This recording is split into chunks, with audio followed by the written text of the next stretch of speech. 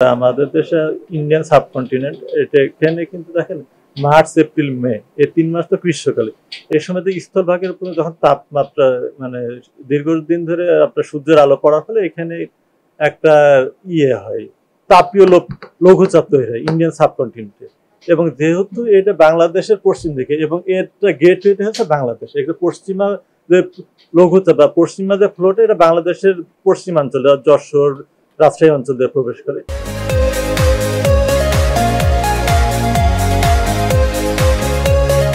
এবং দেখা যাচ্ছে যে ইন্ডিয়ার ওই অঞ্চলগুলোতে বা পশ্চিমবঙ্গ বা ওই অঞ্চলগুলোতে 42-44 এরকম তাপমাত্রা রয়েছে। এবং এর প্রভাবে কিন্তু বাংলাদেশে যে পশ্চিমাঞ্চল যেটা আমরা দেখছি যে আমাদের তীব্র তাপপ্রবাহ বা অতি তীব্র তাপপ্রবাহ কিন্তু রাজশাহী, খুলনা এবং কিছু দিন আগে রংপুরে ছিল এবং এটা কিন্তু আমাদের মধ্যাঞ্চল পর্যন্ত কিন্তু বিস্তার লাভ করছে।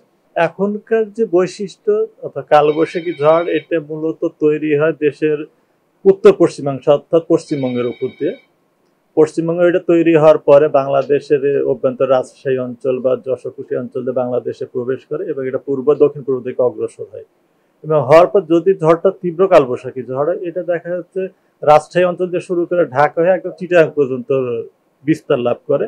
এবং যখনই একটা তীব্র কালবৈশাখী ঝড় হয় এটা তাপমাত্রা কিন্তু ব্যাপকভাবে তাপমাত্রা সারা দেশে কমে যায়। তো এখন পর্যন্ত আমরা যেটা দেখছি যে 72 ঘন্টার পর তাপমাত্রা প্রশমনের কিছুটা সম্ভাবনা আছে।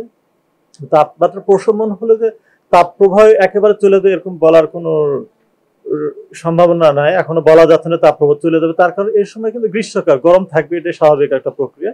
তবে বৃষ্টি কি পরিমাণ হচ্ছে তার উপর নির্ভর করবে তাপপ্রবাহটা আসলে প্রশমিত হবে কিনা। হ্যাঁ, বৃষ্টিপাত কি পরিমাণ হচ্ছে তার উপর নির্ভর করে তাপপ্রবাহটা আসলে মৃদু হবে না, মাঝারি হবে না, বা সাময়িক প্রশান্তি, হয়তো দেখা যাচ্ছে কিছু সময় হয়তো তাপপ্রবাহ নাও থাকতে পারে। এটা আসলে নির্ভর করে বৃষ্টিপাতের উপরে।